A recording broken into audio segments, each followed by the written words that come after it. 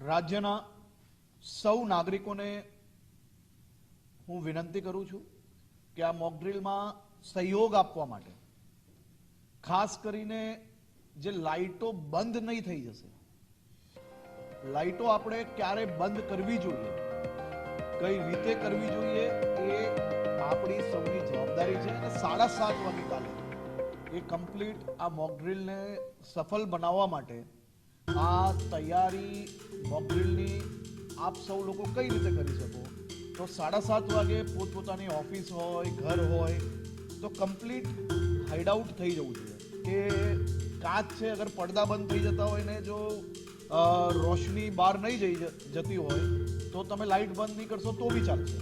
પરંતુ તમારા ઘરની રોશની કે ઓફિસની કે રેસ્ટોરન્ટ હોય, મંદિરો હોય, કોઈ બી જગ્યા હોય,